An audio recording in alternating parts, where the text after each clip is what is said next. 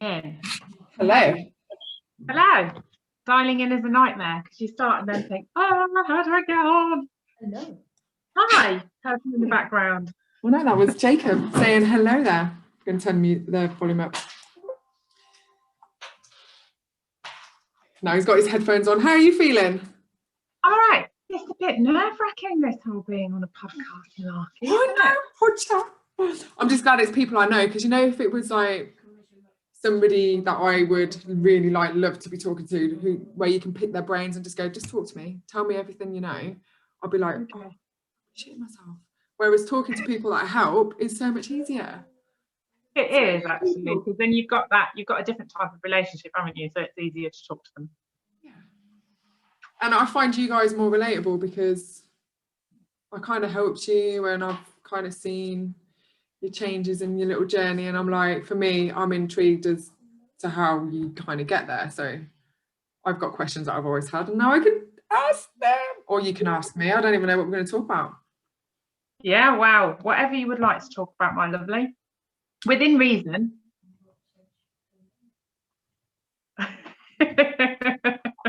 Leaving that one for a different day, yeah? Yeah, okay. All right then. I mean, I'm happy to talk about that now because, you know. No. The world is like, what are they talking about? Should we leave that for episode 69?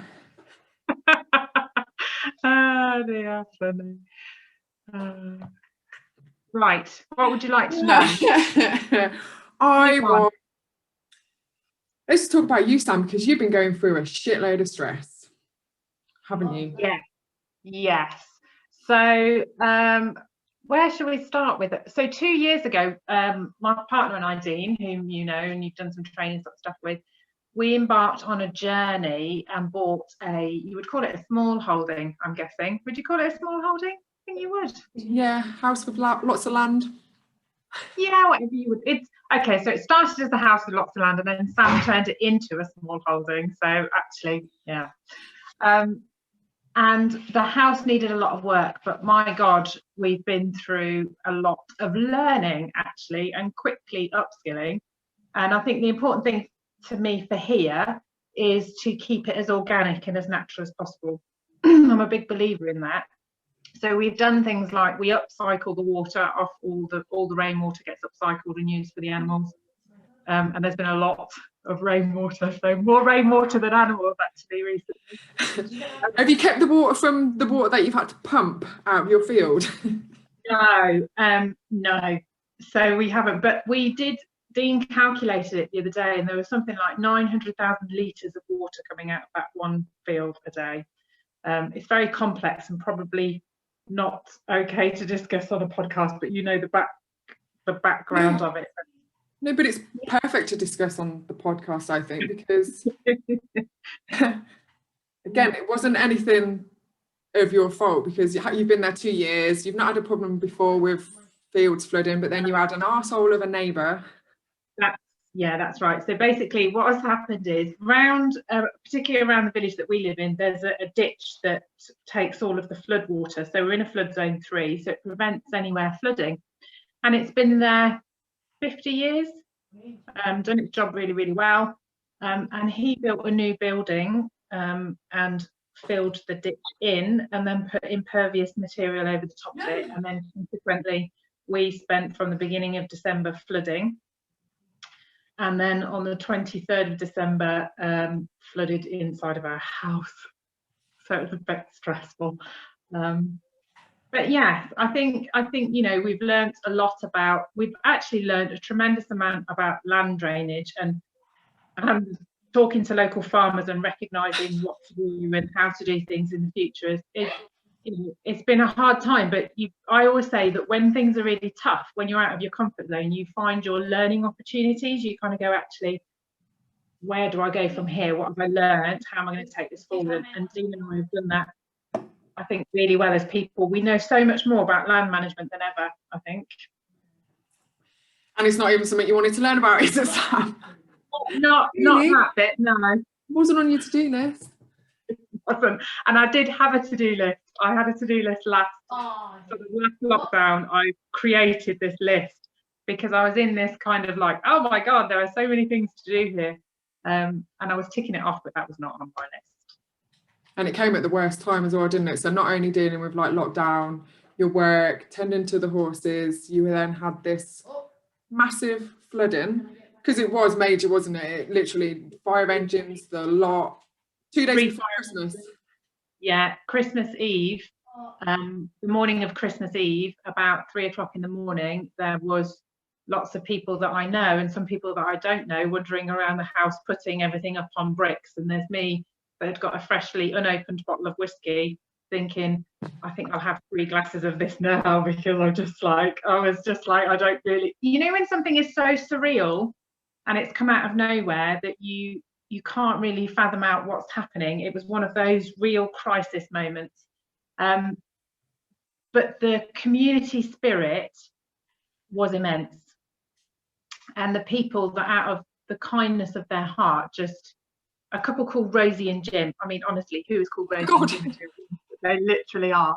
Lovely couple from Yalverton, just stopped and were helping. And this generator appeared from nowhere, and people were taking sand from their land in sandbanks and coming down with it. It was just immense.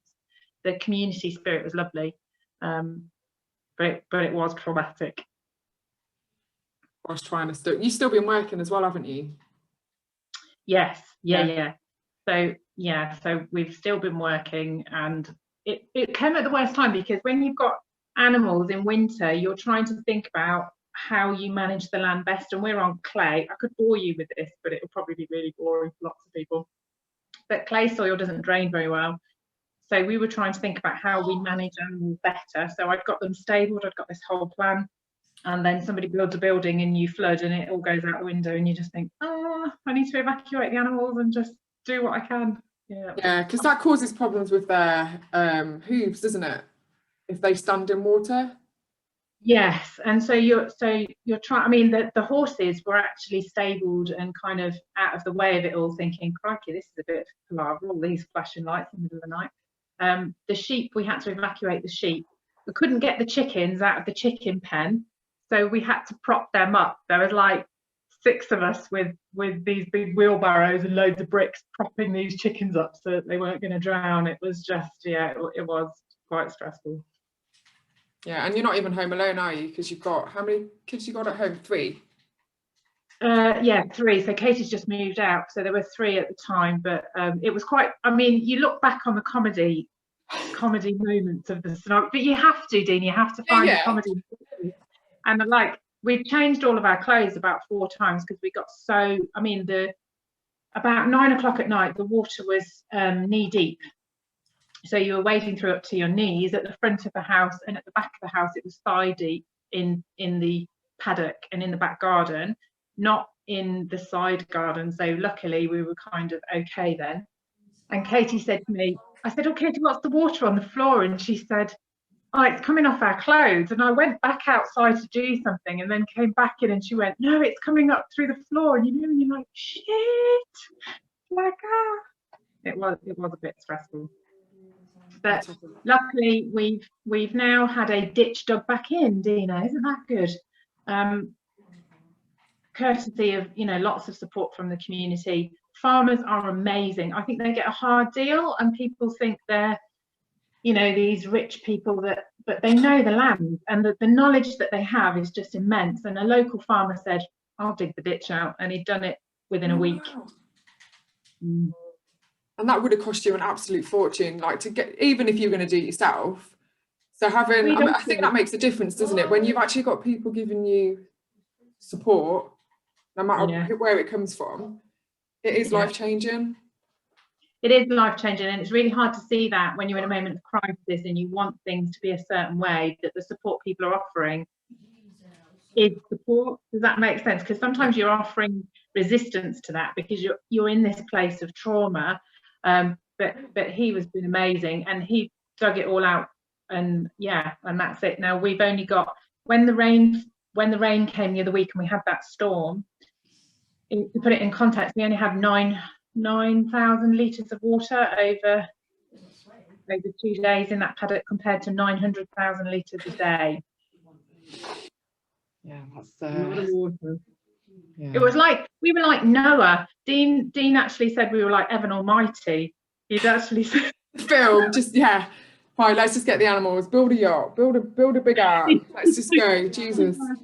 He was waiting to grow a beard, you know, that he just couldn't get rid of. It was like, but yeah, I think as a couple, when you're in crisis like that together, it can do one of two things, where you fight against each other or it pulls you together. But it really pulled us together because we have this shared goal of, right, and we're both problem solvers as people.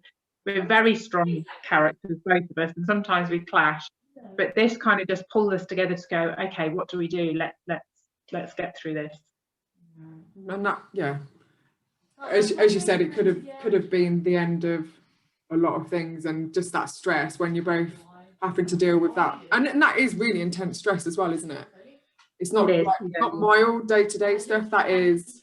No, and I think on top of the fact that we've all of us as a community, as a gym community, as people have been going through this lived trauma for a year now. We've kind of been experiencing COVID, which I've been saying to people, you're going through a lived trauma that is not, you haven't got an end sight on it.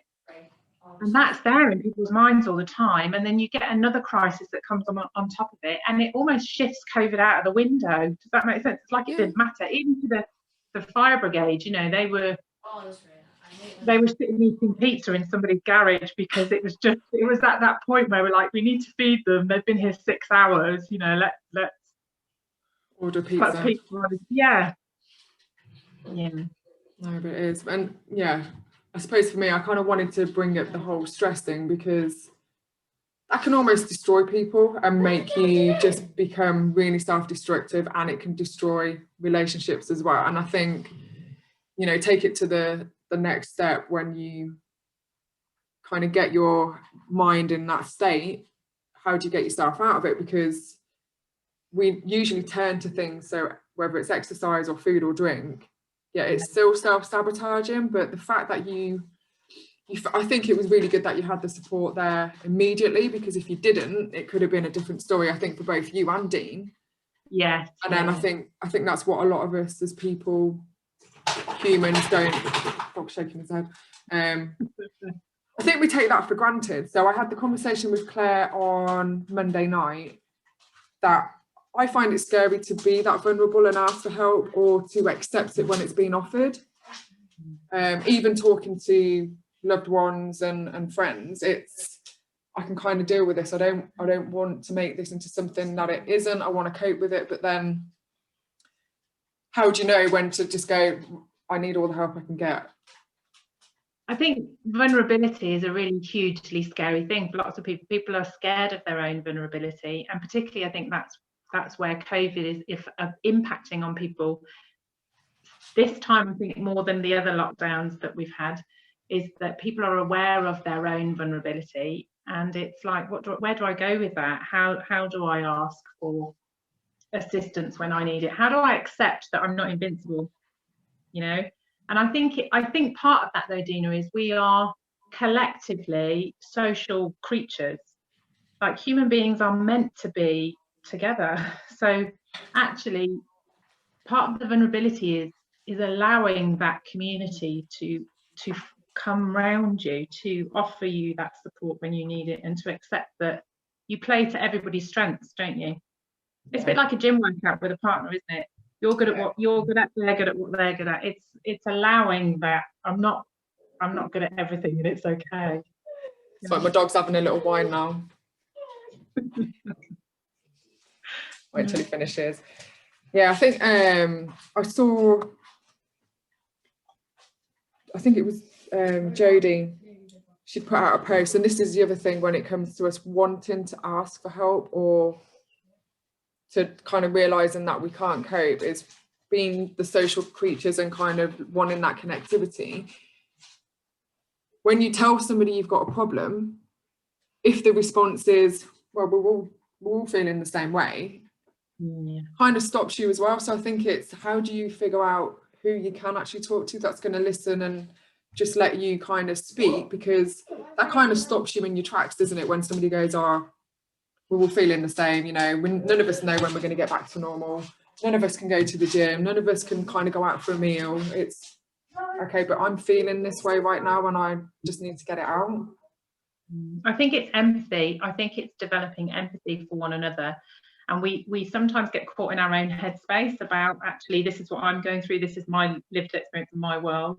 And you forget when somebody says to you, I'm struggling with something, how difficult the process has been before that person gets to that point of saying, I'm struggling with something. They've probably gone through that conversation a million times before they've had enough to sort of say, we need help. But that's like the first, you know, for me, I've been vulnerable many times in my life for many different types of vulnerability. Does that make sense? Yeah. And walking through the gym doors for the first time, not coming this way, Kyle, go that way, I'm on a Zoom. Sorry, I've got my lad playing on Fortnite and he's like, ding, ding, ding, ding. In there. Welcome to homeschooling, reality of lockdown. Both of us want to go, get the fuck out. Go, stop now. Jojo. When you're on, I'm even going to edit it, Sam. I'm just going to upload and post it because I've sat here for the whole of this film, the recording. I've thrown tissue at him and I just threw a pen to indicate that I want you to shush. It is hard. It's really hard. Homeschooling, I think, for parents is something that's just, well, working from home, because your home area is so different to work and you've got kids that just don't recognise I'm actually working in this moment. And if you can keep the kids quiet, the animals just do what they like. Like howl out the window or scratch or lick themselves. Yeah, it's great, you know. Adds a little bit of comedy entertainment, doesn't it? It's just, yeah. It really does. Anyway, this is real life, and I think, yeah, I think a lot of people also as well, not just worrying about being vulnerable or other people learning to show empathy and just listening instead of pushing it away, is none of us want to show real life. Like, this is reality for me. When the kids aren't here, my Zooms would be amazing.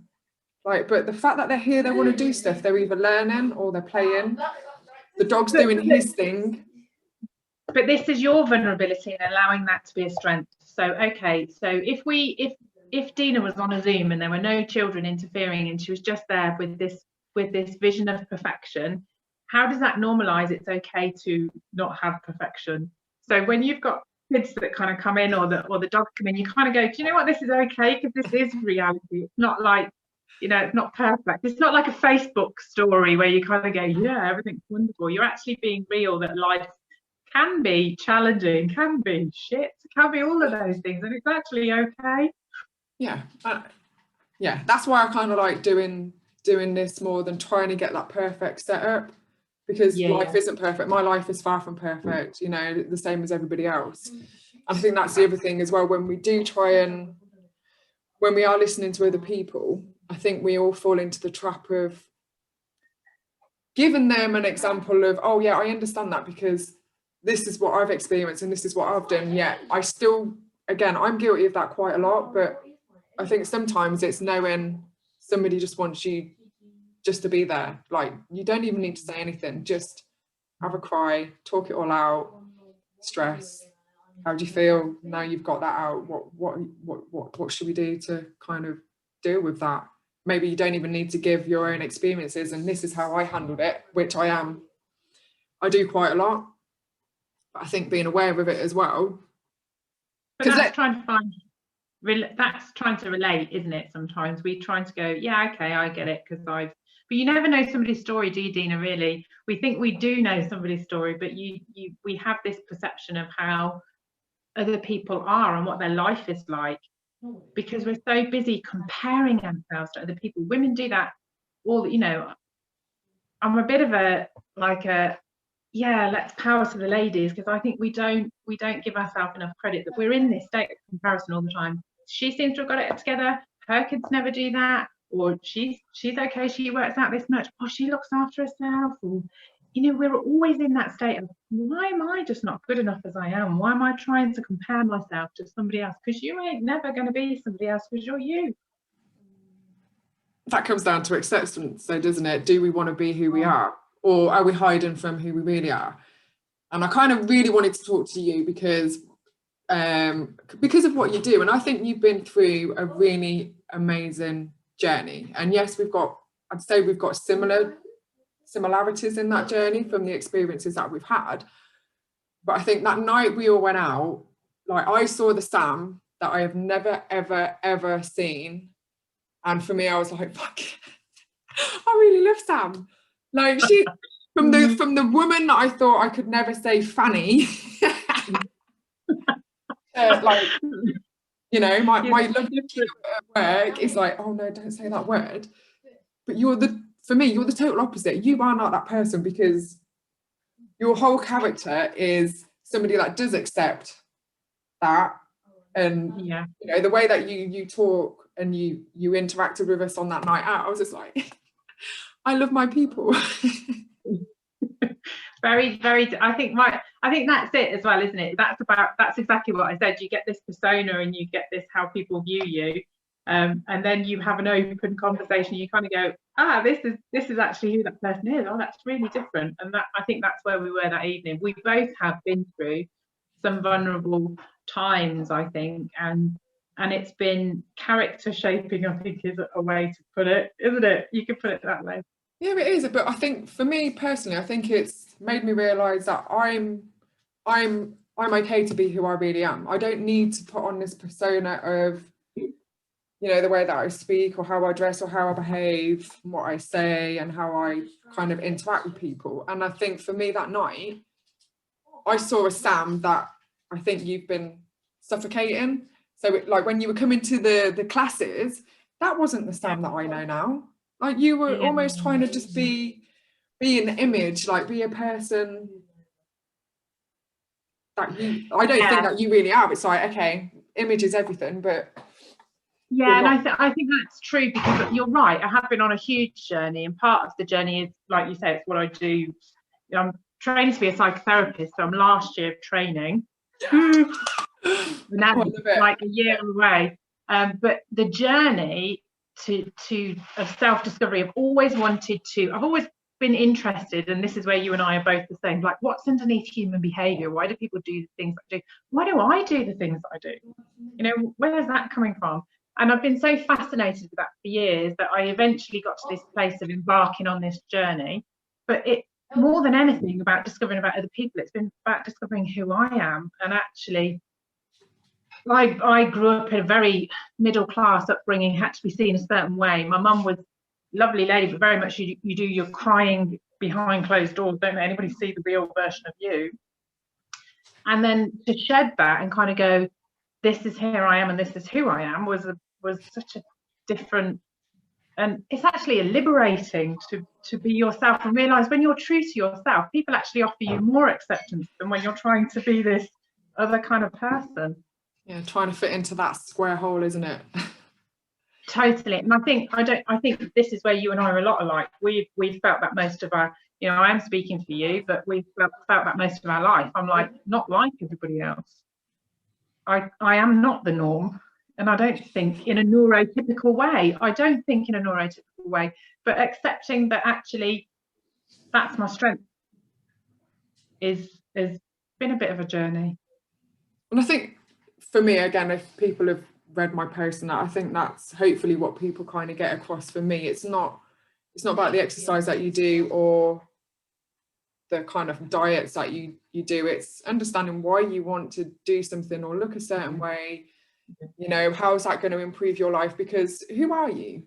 Like, for me, that was a journey over the last 2 years. And like you said, it's until we stop to really think about, well, what do I see in the future?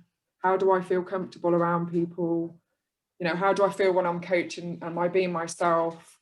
It's the same as like talking to people on the phone. It's like, I want to be a certain way because that's the image they give me. So I'm trying to reflect them, but then that's not me. And then when I do become myself, it's like we end up having we have a closer relationship because they relate more to me, and then they start having fun. And I think that's for me what life should be. It should be an element of fun whilst you're learning at the same time, but also living in a way that gives you freedom. Yeah, we tune into when somebody's not being their true selves, and I think that always puts you kind of on edge a little bit. And when you're not being your true self, you're always on edge because you're trying to be perceived a certain way rather than being who you are. But you're right in terms of, I mean, there's been elements of my journey over the last couple of years that I could all sort of bring together to where I am now. But definitely in training is that acceptance of, it's body acceptance. Body acceptance has been a huge thing. And I don't just mean like body as in your wobbly bits or your stretch marks or whatever's not perfect.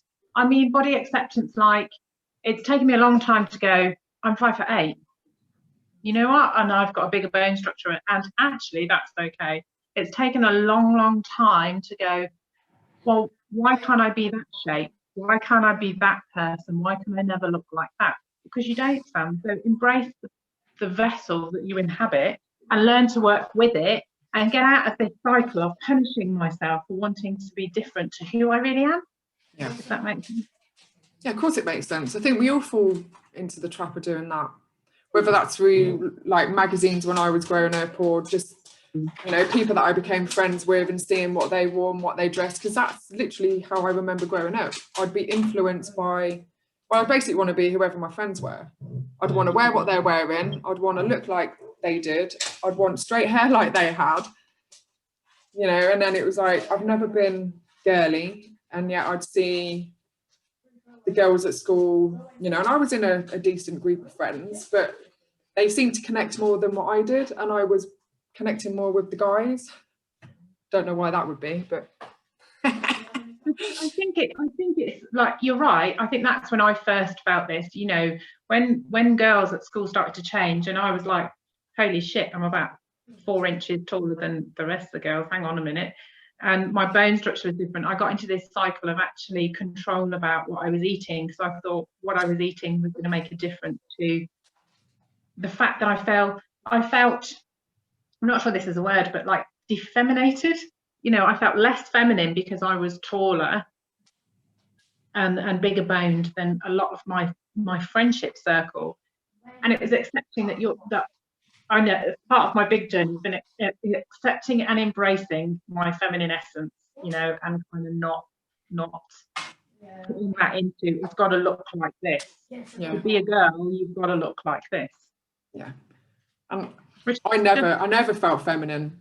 I think that's because I never had boobs, but I kind of went through that toy boy stage and then wanted to be I think it was around 15 that I didn't want to be seen as one of the boys, and then I tried to be more feminine, and I started to let my hair curl and wear different clothes, but still didn't feel like I actually connected with the female friends that I had. If that makes sense.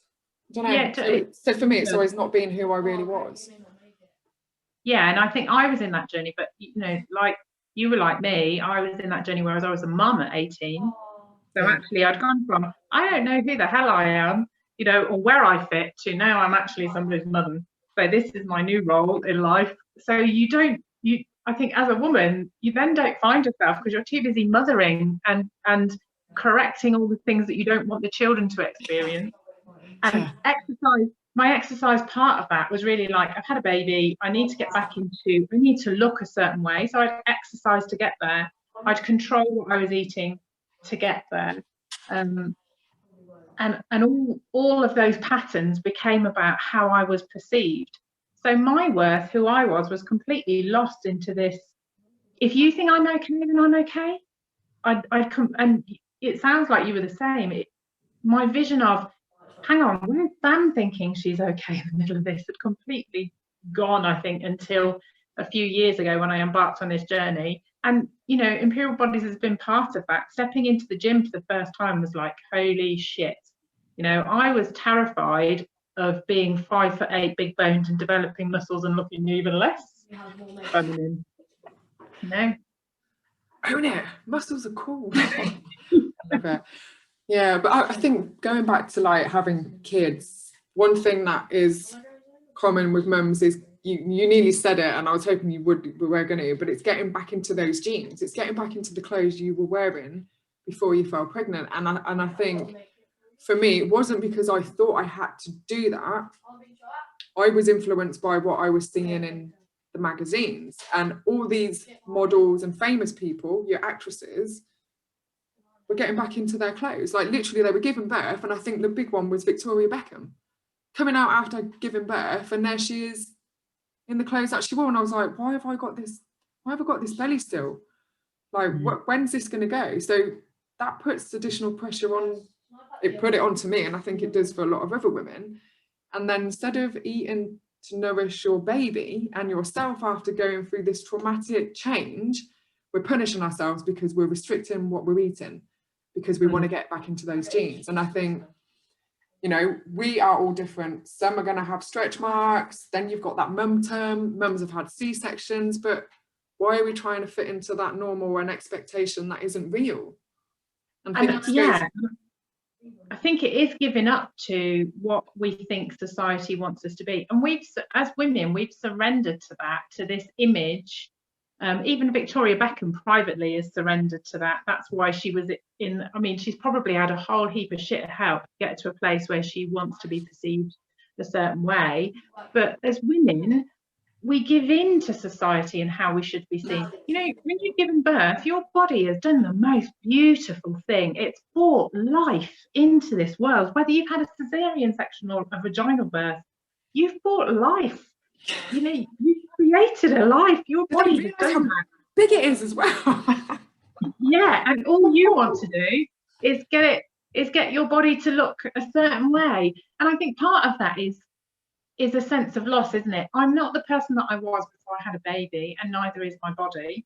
So rather than accepting that I'm not that person, I want to squeeze my body back into this way of being, rather than kind of going, actually, it's just been through this whole heap of shit of change in 9 months.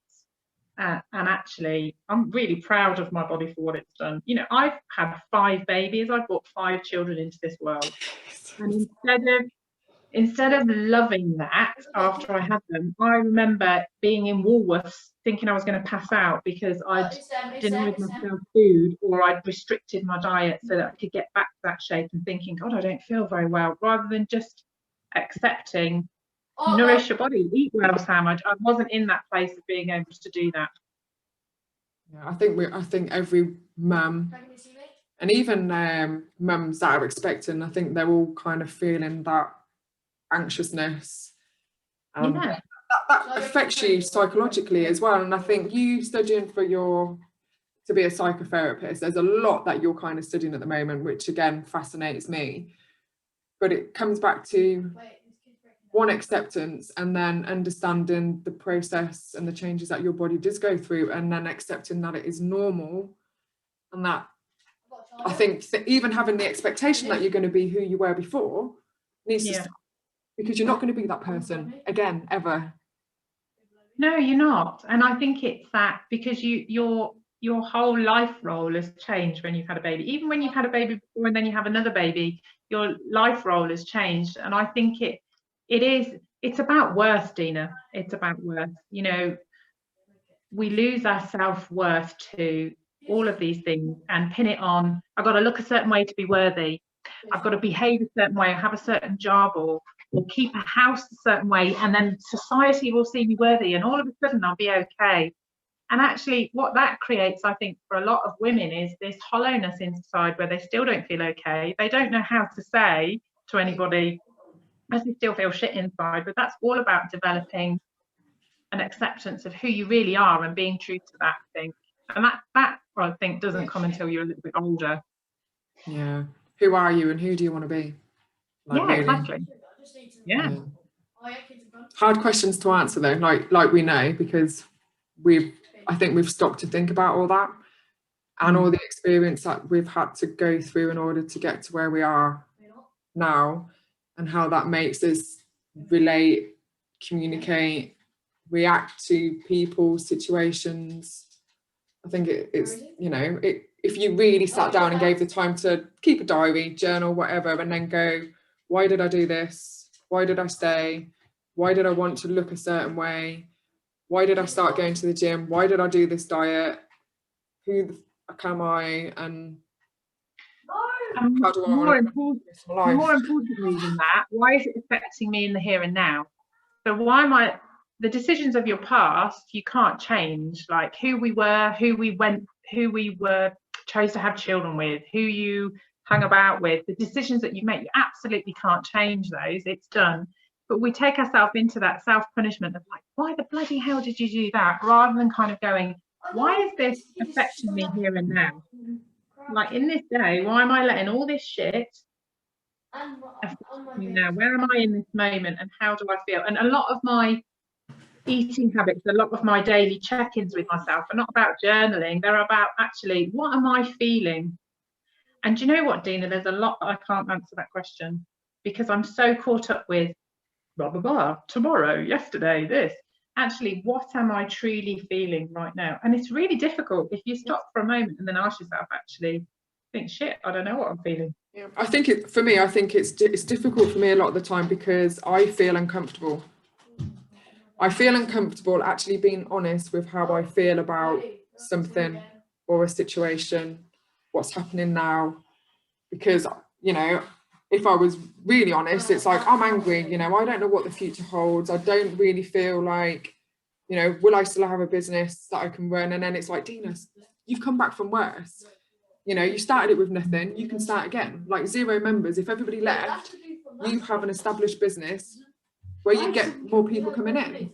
You know, whatever I didn't like about past relationships or what I did yesterday, I can reflect and then make different choices. But to actually sit there and then go, how am I feeling? I think for me, it's my brain that stops me, because that emotion, that feeling is pretty uncomfortable.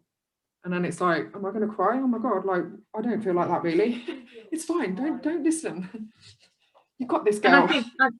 And I think that's about being seen to be strong, isn't it? That we don't want to stop to go, actually, what am I really feeling? Like you've said, I'm feeling angry, you know, and out of control. There's a bloody global pandemic going on. I built this business up and now I'm here in this place. What am I feeling? I'm feeling really fucking angry about it, actually. And then that brings up a wave of other emotions that are underneath that then feel uncomfortable to allow. Yeah. And I think take that back to, like, again, mums being pregnant, their bodies change. And I think the same applies there. It's like, you don't need to be strong. You don't need to be the person you were, because your whole life is going to be different. And it's like, what kind of mum do you want to be? What woman do you want to be? And I think those questions, you know, how do you want to feel at the end of the day? Do you want to feel connected with your baby, or are you going to be constantly worrying about what your body looks like and punching it? Therefore, you almost kind of, you would blame your child. When, you know, so when you look at like postnatal depression, there could be an element of actually the feelings because of, and I know it's chemical changes in the brain and the hormones and all the rest of it plays a part, but I think for some it's a very close danger of that baby is to blame. And it's a close danger of self-blame, isn't it? If you think about when somebody has a baby, the way they've been parented, their relationship, their expectations of themselves come into the world in this little baby form, and it creates a whole lot of emotions for people that we don't want society to know about. You know, we don't want society to know, I don't know how to do this, or I don't know how to quiet the baby, or I don't know how to get back into my jeans, or I don't really feel like I'm coping, but I don't want the world to know. And it's all of those things that we hide away, that we don't accept about ourselves, that you then carry on till later, and then kind of go sitting there feeling, I feel angry, but I don't want to accept that I feel angry. You know, you come into that pattern of being. And we disconnect. You know, one of my biggest things is we disconnect between our brain and mind, because your brain and your mind are two different things, and our body. Like, there's no connection. And we punish our body for existing by feeding it certain things, by undertaking exercises. To me, that I felt sometimes exercise was a bloody chore. It was nothing enjoyable. It was something that I did to look a certain way, or so that I could eat something else and not feel bad. It was not about looking at the vessel that I was in and working positively with it. It was like I'd got all these disconnected aspects. And I think some of that is mothering, but some of that is the pressure that we put on ourselves as women.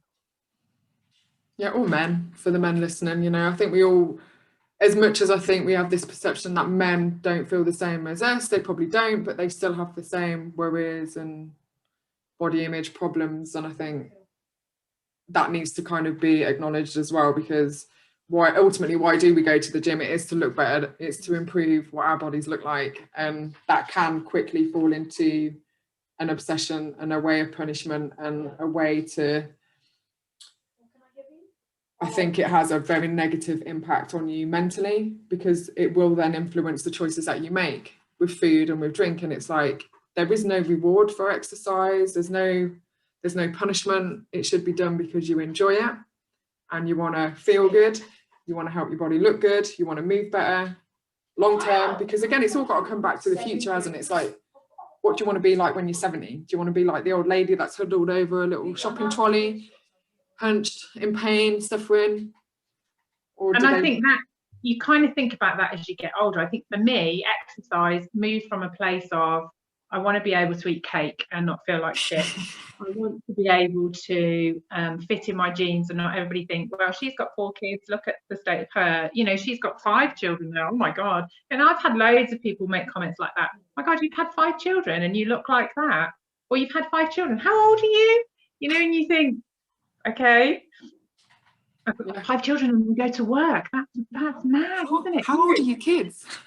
I know, yes. You've had all of those sort of comments sort of come along, but exercise has moved into something for me that, one, has to be really, we've had this conversation, one, has to be really functional, and 2, you and I had a really interesting sort of interaction over the Christmas time when we were flooding, and exercise at that point needed to be something that I did that relieved the stress, not created a greater level of, you've got to do this, Sam, for this reason. It had to be something that made me almost relax, that brought my body out of that adrenaline stress cycle back into a cycle where the hormones could rebalance and my body could get back into that, utilizing what I was eating correctly, rather than, am I making sense? Rather than kind of just but that might not make sense to other people, because I think people quickly fall into the trap of, it is something that they've got to do, and exercise isn't something that is programmed for them or that they choose to do, that helps them balance out their state of mind, their physical state. And I know we've spoken about it, but for me, when I program for clients, it has to reflect how they are most of their day. So if there's somebody with a really stressful job, or they've got a lot of shit going on in their life because of family, COVID, flooding of the fields, then for me, the last thing I want for them, as much as I know they want to do a workout, it's not giving them a beasting, it's not giving them something where they're going to feel deflated, defeated, like rubbish, like they can't actually do anything because their day has been so fucking crazy. Their head isn't in that. So for you, it was about movement. It was about you understanding what your body does, because I knew that would put you into a more focused state of mind. You would be paying attention to your movement. And ultimately for me as a coach, that's what I want for each of my clients. It's not just exercise, it's a way for you to connect your mind with your body. Because they need to be connected in your nervous system. If you're constantly putting it in that adrenaline state, that fight, flight, you know, your sympathetic state, then where's the balance? If you live like that all day, you finish your day like that, your tomorrow is going to be that way. So for me, it's like, I need to bring you down, and it's okay. Just do 5 minutes, go for a walk, Sam.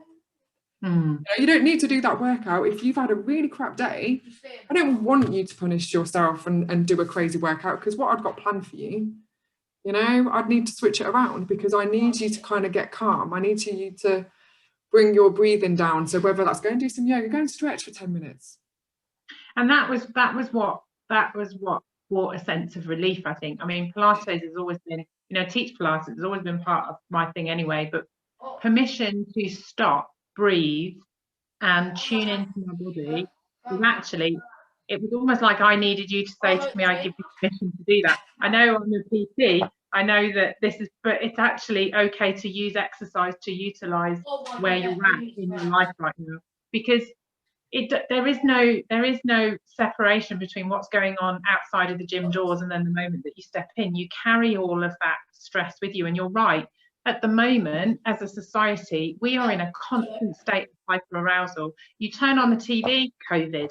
You talk to somebody, you go shopping, everybody's wearing a mask. It's that constant vigilance, awareness that people are hyper aroused. So actually, how do you put your body down? How do you get yourself into that state of, how do you do that right now, Dina? How do you do that right now? Get yourself into that state of relaxation. It's, JJ. Jacob. Sorry. No, but yeah, how do we get people to do that? I think that's the other question I like to get out there when you are in that hyper. Yeah, breathe. Jesus, you, like, from the moment you enter this world, that's the first thing you do. Yeah, it's the first thing you do. And you know, through what you say, you know, like, I'm on my last year of training. You and I are like brain geeks. We love the way that the brain works and all that sort of thing. And that's probably a massive chat for another time, because we could seriously go to town. But breathing is something that as human beings we forget to do. There'll be people listening to this podcast now that have probably just taken their first belly breath that they've taken all day, because they've been breathing into just their rib space. They've not really allowed the oxygen they're intaking to do what it's designed to do. And while you're at it, if you are listening and you've just taken a breath, shut your mouth as well. Yeah, there's a lot about nasal breathing. In and out your nose, because that is a game changer. Yeah, it totally is. It totally is. And it's how you should breathe.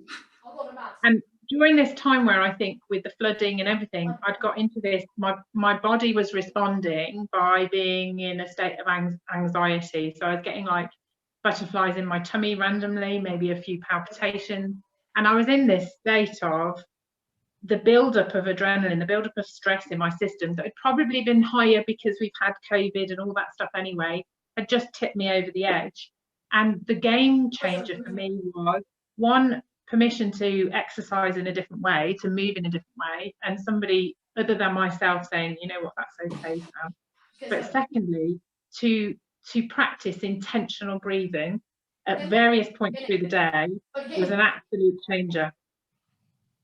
An absolute changer, because it wasn't like you need to meditate. So not most of this sweeping statement, you say to a lot of society, meditate, and they go, well, I can't not think. But actually your breath goes everywhere with you.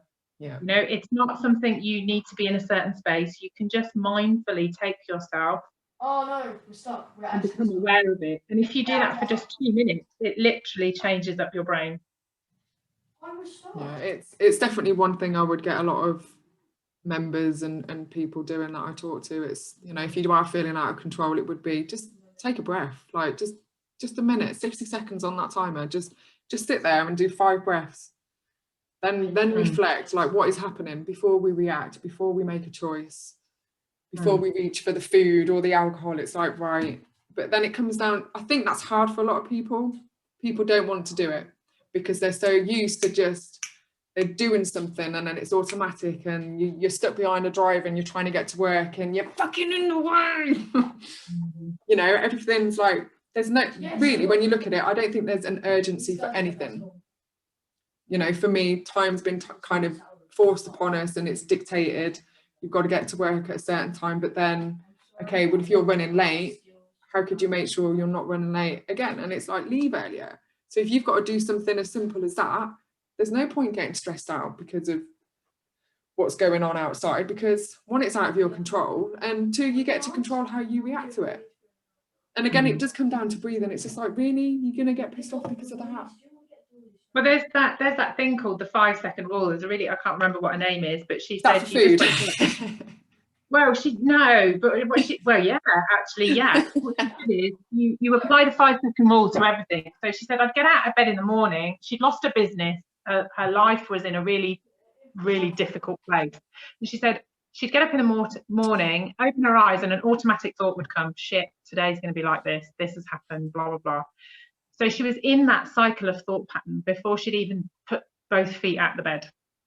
So she'd go, I'm doing the 5-second rule. So she just did 5, 4, 3, 2, 1. Okay, now I'm going to start my day. And she'd stop herself literally at random points of the day before she ate something, before she made a choice, and just did that whole simple countdown from 5 to 1. And it's amazing how something so simple can shift your mindset to kind of going, shit, I didn't really want to eat that anyway. Or I did want to do that anyway, and I've given myself enough time to think about it.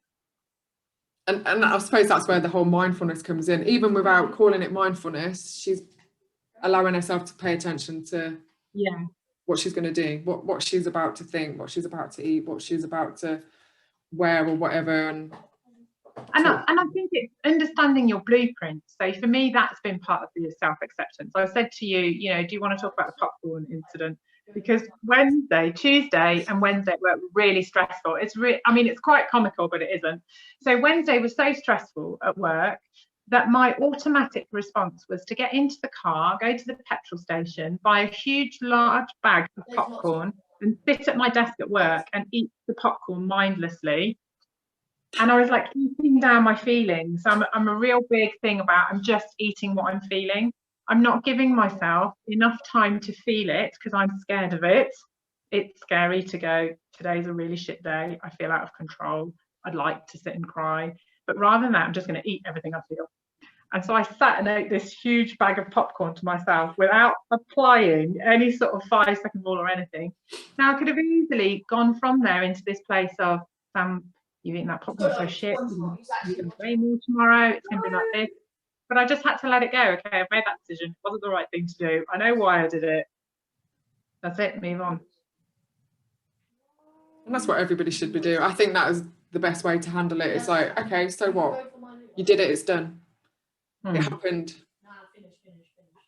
Move forward. Because if you dwell on it, you're more likely to do it again, because then it becomes self-sabotaging, doesn't it? And it's, again, relate it back to you standing on the scales. It's like you're holding yourself accountable to something that is totally irrelevant, because that's what it is. Well, the game changer for me there was when you said to me, think about what you did yesterday. So rather than get on the scales and weigh a pound more and be pissed off with yourself and get into that punishment chain, like that train of thought of punishing myself, feeling cross with myself, thinking that I'm a bad person because I weigh a pound more. Start thinking about actually what happened yesterday. Well, yesterday I ate more carbs, or yesterday I didn't drink enough, or yesterday I didn't sleep enough actually because I was really stressed. Okay, so that is why you weigh a pound more. And that way of thinking shifted my whole relationship with my weight. Does that make sense? Yeah. It shifted me thinking like, you're a bad person because you weigh a pound more. Yeah. So you're actually, yeah, I mean, you know, it makes sense to me, because that's where my values lie. It's not determined by size or weight, you know, it's not a dress size. It's about being comfortable and accepting that there's just too much that can play a part into those numbers or how you feel on a particular day. For everybody else, I think this may be a little bit too far-fetched, you know, a little bit, ooh, what are they talking about? Because yeah, but it is, isn't it? The norm is you've got to exercise to look a certain way, or change how you look, or to lose weight, and you've got to diet and you've got to restrict yourself and you've got to follow rules. Whereas no, you've been lied to and people have tried to make money from it, because all of that, okay, whilst diets do work, what does it teach you long term? Because is that diet going to be your new way of life, or are you doing it for a set amount of time? Are you going to exercise that way for the rest of your life and enjoy it, or are you punishing yourself because you think that's what you need to do? So I think what we've been talking about in, you know, count to 5, breathe, start thinking about who you are, who you really are, who you want to be tomorrow, a year from now, in the future. You know, what's valuable to you in a person and for your own self. What are your values? Nobody wants to do all that because it's too hard. I know, and part of it also is love your fucking self. Like, love yourself. You want the world to love you. For anybody that doesn't know Sam very rarely swears. This is the real Sam. Dean would go, she swears a lot, but I guess it's whether I feel passionate about something, I swear, but love yourself. And I don't mean that in a fluffy sentence kind of way, but you know, there's a whole pod chat we've got about loving your body and aspects of your body and certain areas of your body massively. But I just think you've got to start by going, what is lovable about me? And I must be fucking lovable because I've got friends, okay? Yeah. And people wouldn't want to spend time with me. And I fucking love you, Sam.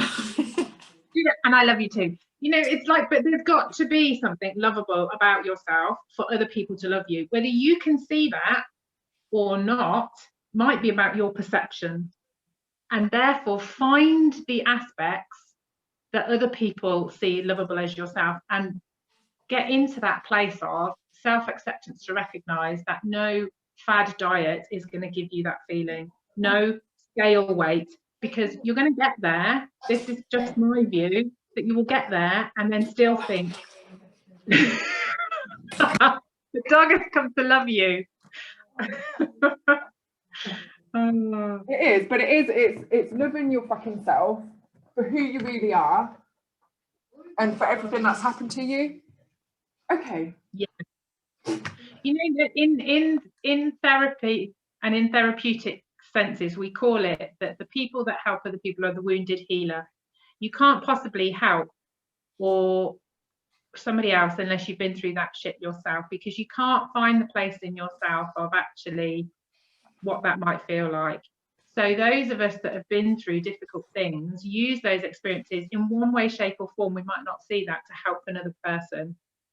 And it's recognizing that our past experiences, not only do they shape us, but they enable us to help, and it's driven you to do what you do. I mean, it's driven me to that love of self, and self-acceptance was something that I don't think I ever felt until I was about 35, you know.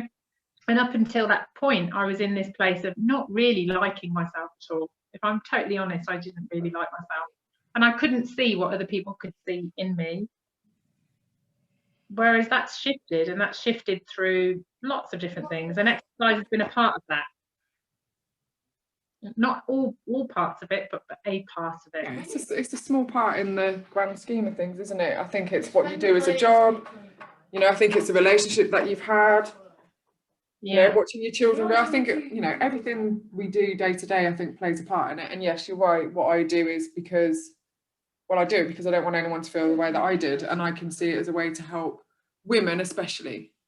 You know, as much as a lot of men need the same help, you know, I don't want women to hate themselves. I don't want women to feel intimidated or to constantly compare themselves for how they perform, how they look, and what they can actually do. Because for me, it is about accepting who you are, but you're here to be better than you were. You're here to make changes. And I think it's accepting the people that see Dina before them as this strong individual that is running her own business. Didn't start as a strong individual running her own business. She actually started as, you know, like people would say, well, Sam, you've got a good job and, you know, you're educating yourself and you live in a nice house. Well, you and I have, you know that before I moved to Daventry, I lived in a women's refuge for 9 months. So I was homeless with 4 children. I'd been in an abusive relationship.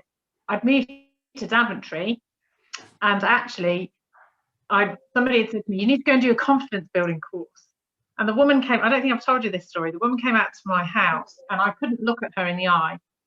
So my confidence was that low. The only thing I noticed was that each one of her toenails was painted a different colour.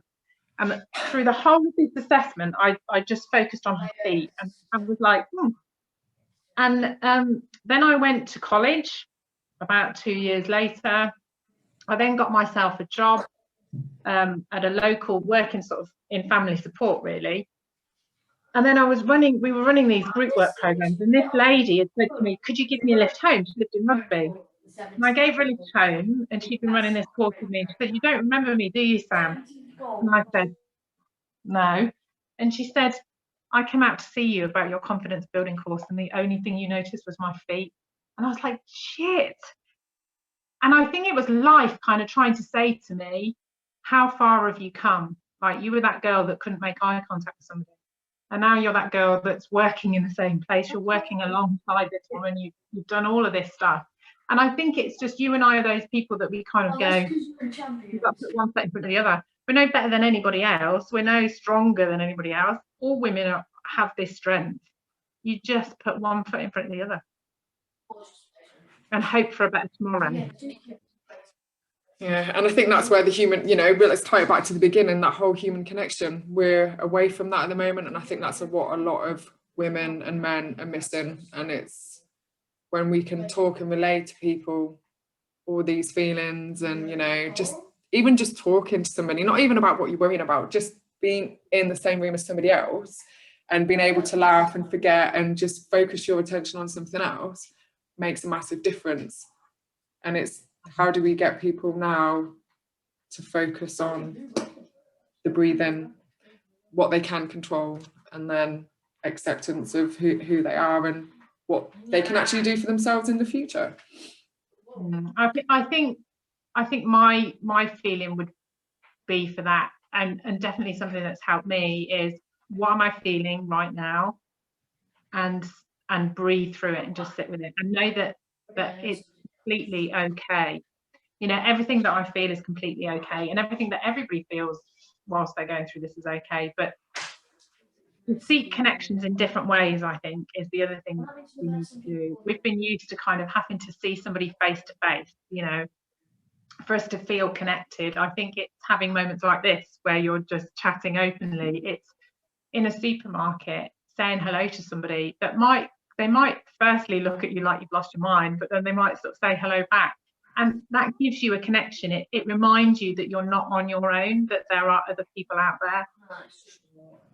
And also things like Christmas, in the moment of crisis, and our Christmas made me realise that there are lots of people out there that are willing to help you and are willing to be there. And just because we don't physically feel them by our side at the moment doesn't mean that they're any less there. Yeah. And also, like, there is a gym community to come back to. It's not gone forever. It's just on pause.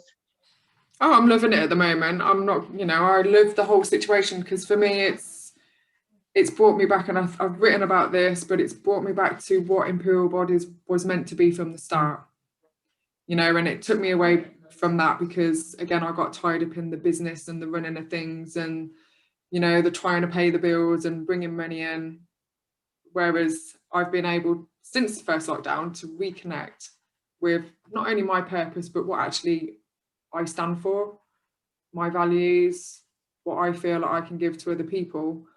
And, you know, I'm loving the Zoom stuff, whether it's just the catch-ups on the private Facebook group, but like you said, it's connecting a different way. You know, the team briefings in the morning it's funny. So for me, yes, I'm having that connection with the coaches, but I also feel like I'm with everybody else that I don't even know who is watching, but I almost feel like I'm talking to people. And it's just having that laugh, having that connection, phoning up somebody that you know you can talk to, and you'll end up feeling better than you did before.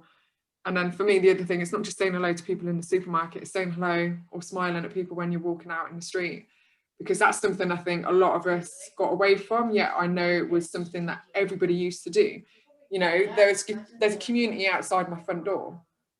Like you said, with where you live, it's like, that is a community. You know, we all gather around when things need to be done or somebody needs to be helped.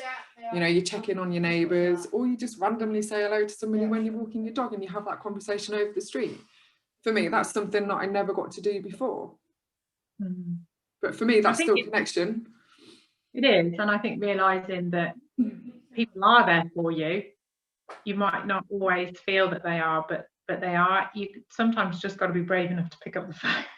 Yeah. I think Imperial Bodies, for me, when I first encountered Imperial Bodies, was firstly, it was run by a woman, which was like, oh my God, you know, this makes me feel better already, because I was stepping into a gym. I wasn't stepping into a leisure centre, or so I was stepping into a proper gym. And there was a lady running it, but I was surrounded by a community of people. It wasn't just you, it was a community of people that went, it's okay for you, because actually we're like learning all this at the same time, and that just gave you a sense of, I felt a sense of belonging I've never felt in sort of exercise before, and it was just lovely. And I think that was the heart of Imperial Bodies, and still is, you know, it's that people are happy to see you and they feel that sense of exercise was something that people did to come together to enjoy. Do you know what I mean? Social event. It's like going to the pub, isn't it? Yeah, totally. Yeah, no, it is. That's what it, yeah, it does have a lot of meaning for a lot of people, and I think everybody will have a different kind of take on it. But for those that are in the whole group sessions, or they enjoy just talking to other members when they're there, or seeing the staff, I think everybody that's there has helped make it what it is. You know, I had one little vision of how I wanted it to be because of how I was made to feel going to the leisure centres and other gyms, and then you've got that like clickiness, and I didn't want that. I wanted to make people like yourself feel welcome from the moment you step through the door. And for me, I know for you, that was a major thing. And it's been the same for some other women. You know, they don't know anybody. You know, they feel intimidated by that. And it's like, just give me a call, drop me a message when you're going to come, and I'll be there and I'll introduce you. Because I also remember forcing that as well. I would go, hey, everyone, this is Sam. Sam, this is, you know, Lily, and this is Simon. And it's like, you're like, oh shit, she's just throwing me straight in there. Like, hi. But for me, I want that. I wanted that when I was going to the gym, you know, whether it was a CrossFit box or a new class. You know, don't make me feel like the newbie. Don't make me feel like an outsider. Say hello. Make somebody feel welcome, because they're on your premises. Oh, it's okay to be shit at it. Like, it's completely okay to be shit at this exercise when you start. I think that was part of it as well. Like, sometimes you go into a gym and you think, I don't even know what the fuck this piece of equipment is, like how I'm supposed to operate it. And sometimes you feel a little bit like, I'm going to be that idiot that really doesn't know what they're doing. Whereas Imperial Bodies wasn't like that. It was kind of like everything was okay. And you know, I think you spent more time laughing at me than anything else, because I get that social awkwardness. You know, the more awkward I feel, the more I'll throw something accidentally across the room or something ridiculous. But it was all okay, and I was amongst a set of people that had that acceptance for one another, and I think that's the part of Imperial Bodies, isn't it? It's about accepting, and it might have grown, and it's bigger, and like you say, this has probably given you the time to rethink about what's at the heart of it. But at the heart of it, there's still those people that go. You know, there's still those. But they make him. They're. I suppose, you know, it's really corny, but they're the heartbeat. You know, it can't just be me. It is because of everybody else. And I always try and make that clear. You know, you can give me all the praise you want and go, you must be so proud. You know, you've built something really good here. But it wouldn't be what it is without the members, without the staff that I've got. They're at my side. Like, they've pulled me through far more dark times than you know, we're not going to discuss it now, but they've been there, and they drive me to want to make it better and to want to help more people. And actually, do you know what? I'm going to stand my ground. I'm going to say no. This is who we are. This is what Imperial Bodies is about. And you're either going to be our people, or you need to go to the leisure centre, because they're more your people. But you find your tribe, don't you? I mean, it's like people that I made friends with at Imperial Bodies 3.5, nearly 4 years ago. Laura, for example, was here pulling out weeds with me, like, you know, last year, and it was hard work, but she was there getting stuck in, like, I'll help you, I'm here with you, Sam. And we you know, Laura and I have shared some conversations through difficult times for both of us, but it's the gym that brought that together, if that makes sense. It's that finding connection with people and being there for one another, and you don't find that where you think you're going to find it in the people that you think you're going to find.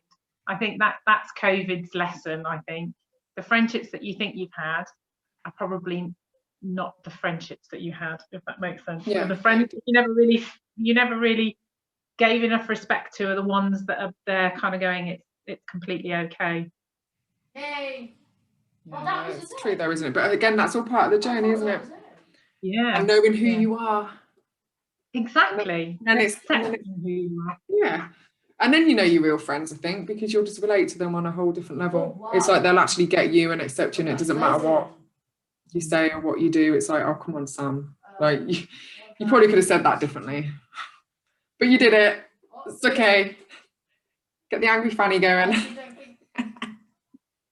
I really, do you know, that is, yeah, I still don't like that word. That's okay. We'll talk about that in the We'll have the 69th episode. Yeah, we'll have a very different podcast about that whole thing, because you know we can have a very open conversation about the human body and actually why we should love it a lot more than we do. Yeah, but for you, that there's a reason why you don't like that word, and I respect that, but I'm still going to use it because for me it's just an amazing cue to get women and men to do what they need to do.